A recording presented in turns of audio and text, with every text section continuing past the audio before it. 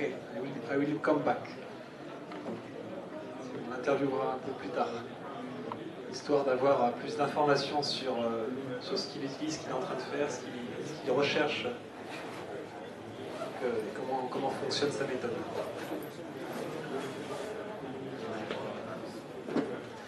Il a acheté le DAX, c'est parti. Vous avez dit qu'il allait plutôt trader le crude oil en fin de journée, mais finalement il est resté sur le DAX toute la journée. Donc, achat, un DAX. Il est déjà sorti ?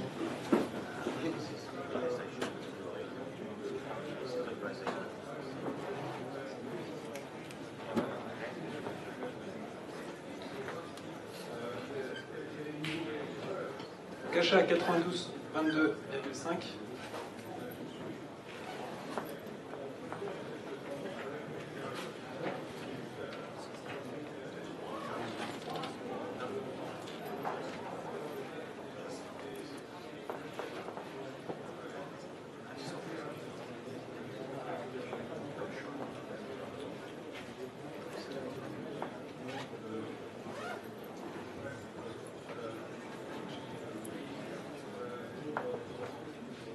C'est un autre instrument donc, de position ouverte en parallèle, apparemment, en achat.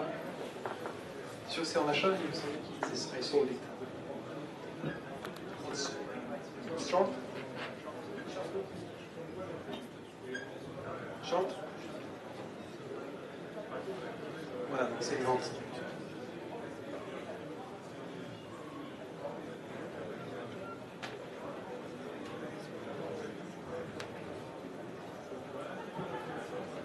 Là, on peut voir ces deux carnets d'ordre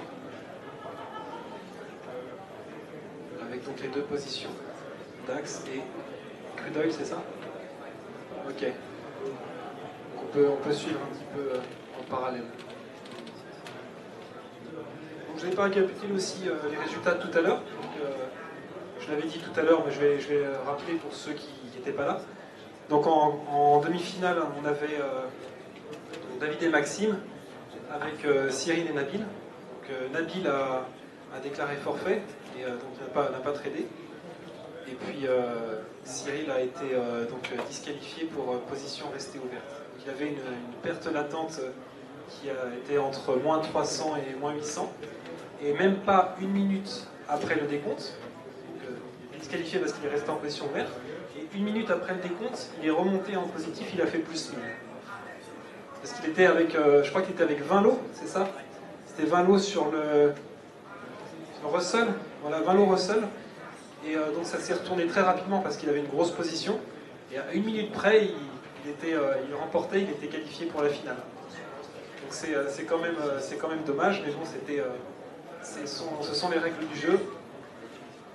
Quand le décompte est passé, c'est terminé. Non, c'était l'Eurostock, pas le Russell. L'Eurostock, 20 lots. Voilà, deux positions latentes pour David, flat pour Maxime.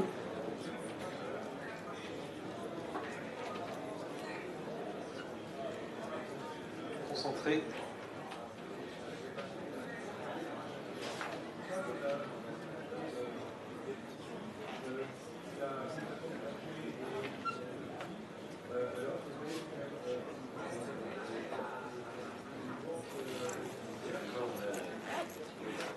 David a clôturé sa position sur le crude oil.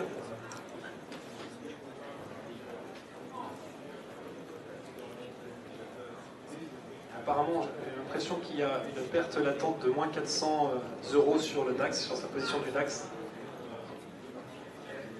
Combien il a fait en crude oil? Il a racheté son lot.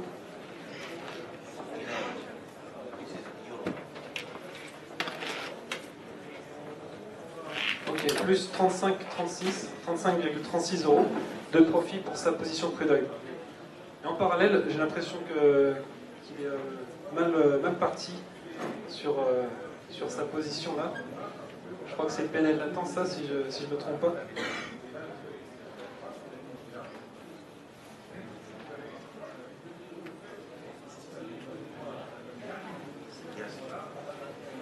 Ok, donc c'est bien ça. Donc c'est la position, c'est le PNL latent. Donc en parallèle qui va complètement manger son petit gain de position pour l'instant. Mais ça va peut-être se retourner.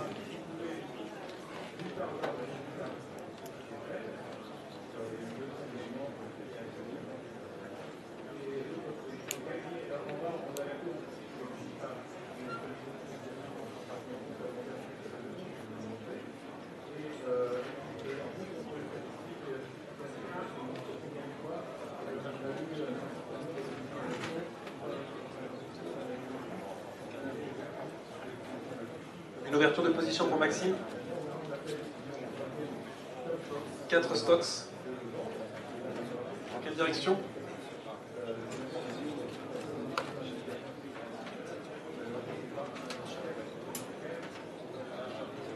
Achat.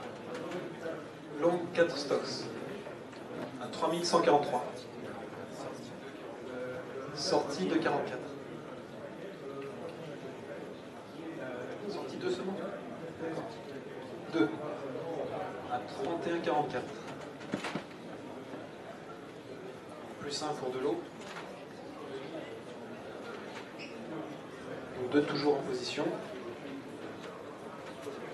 Côté de Davidé, j'ai l'impression que la situation n'a pas trop changé.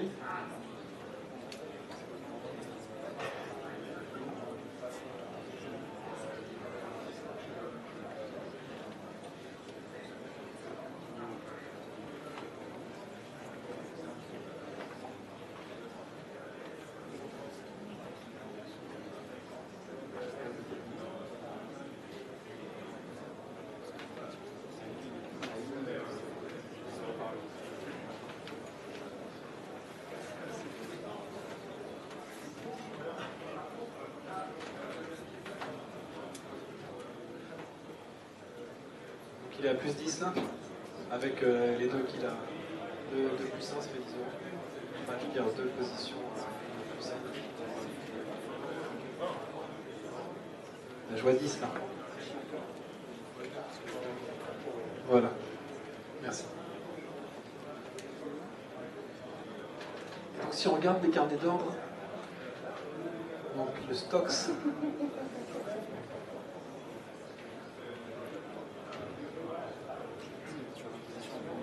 D'accord, c'est celui-là, celui du milieu. 3143 qui est 42. Ouais. Là, j'ai le nombre de l'eau. Le nombre de l'eau ici. Et 3143, c'est le prix où tu as acheté tout à l'heure. D'accord. Et le prix courant, il est affiché. Là, tu vois que le meilleur acheteur, il a 42. D'accord. Et le meilleur vendeur, il a 43. Ok, donc on Le est. marché, en fait, c'est Coche. la dernière exécution. Ça vaut 43. Ok. Et de l'eau achetée à 3140. D'accord. Là, il y a 60 lots vendus à 3140. D'accord. Tu peux prendre le micro si tu veux, comme ça tout le monde t'entendra.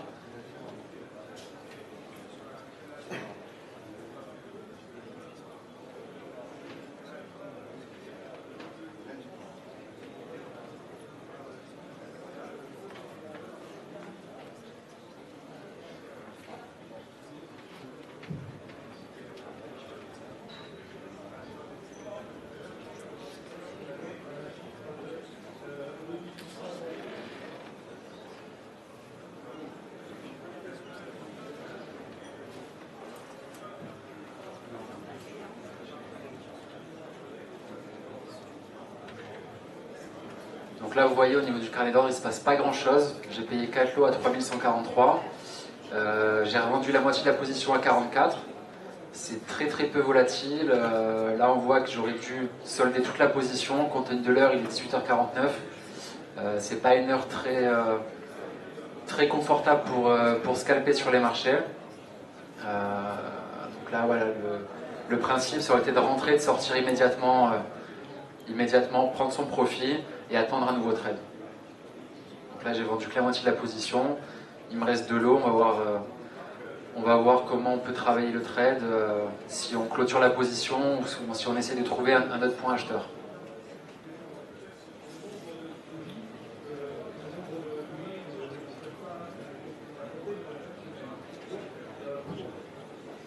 ça n'a pas l'air de bouger beaucoup quand je regarde sur l'écran de Davidé. On est toujours assis, ça remonte.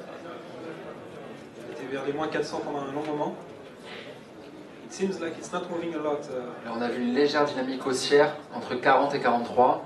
Donc on peut espérer que les acheteurs reprennent la main sur les vendeurs et éventuellement initient une dynamique haussière.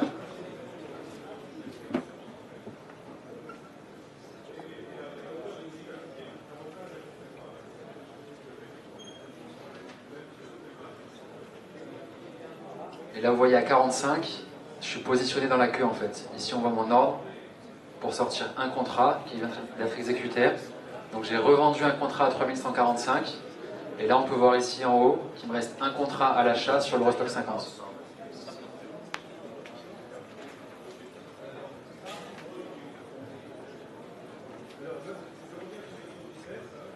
Ok, donc une grosse perte pour Davidé. On a vu la fois que c'était moins 112, minus 112.5.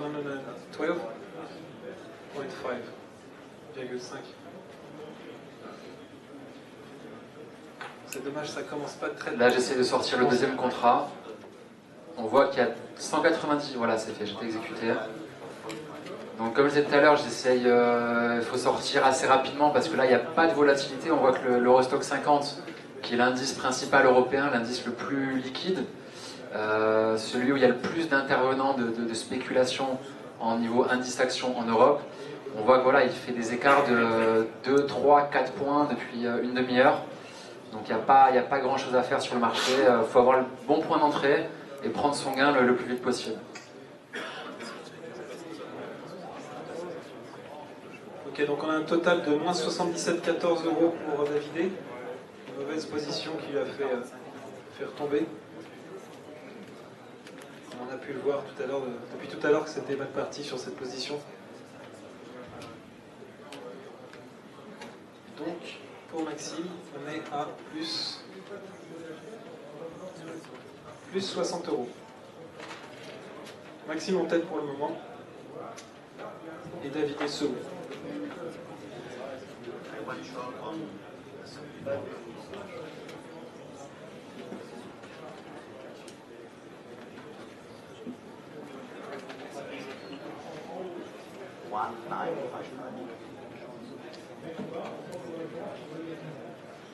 Ok, donc une vente de S&P, de S&P 500 à 1955.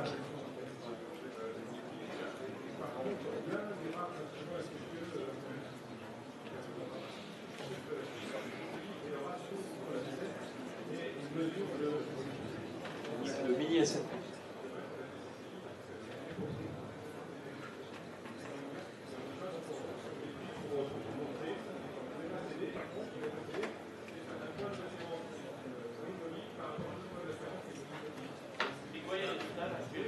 Alors pour l'instant, là, on a Maxime en tête avec 60 € et Davidé à moins 77,14. Davidé vient de rentrer en position sur le mini S&P 500. Donc il a shorté donc un lot. Donc là, on regarde comment ça se passe sur son écran qui est affiché par là.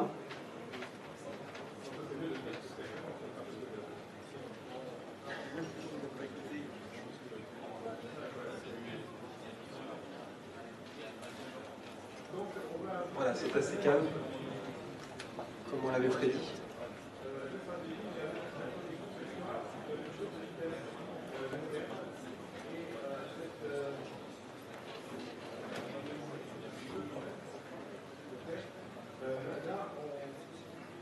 Là donc c'est vrai que c'est super calme, il est quasiment 19 h. On est vendredi, c'est le dernier jour de la semaine. Hier soir il y a eu une grosse réunion au niveau de la Réserve fédérale américaine avec une décision de laisser les taux d'intérêt inchangés. Donc on a eu un petit peu de réaction hier soir à la suite de cette news. Ce matin et au cours de la journée aussi, les indices ont perdu un peu plus de 3%. Donc là, clairement, à moins qu'il y ait une vraie news dans le marché, il y a très très peu de chances de voir un mouvement partir dans un sens ou dans l'autre. Un vendredi avant le week-end à cette heure-là. Donc voilà, c'est pour ça que c'est assez peu actif au niveau du trading.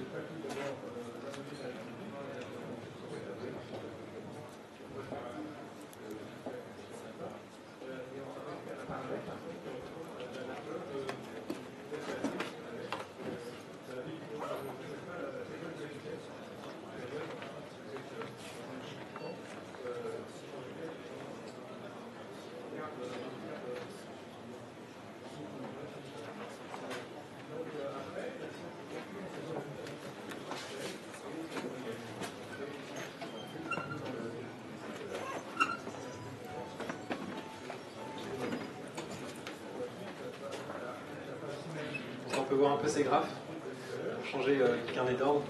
Parce que c'est tout de suite moins parlant quand on est débutant de voir des carnets d'ordre. Quand on voit des graphes, c'est plus facile. Donc j'ai l'impression que c'est... Qu'est-ce que sont les indicateurs qu'on voit, Maxime, si tu as le temps de discuter? Les indicateurs, donc principalement, comme je le disais tout à l'heure, je me sers des graphes vraiment pour voir ce qui s'est passé dans le passé, et pas pour essayer de prédire l'avenir. Ce sont les bandes de En fait, Bollinger. sur mon graphe, je mets des zones d'intervention, des zones où j'estime qu'il y a eu des confrontations assez violentes entre acheteurs et vendeurs. Donc ça, je me le marque en début de journée.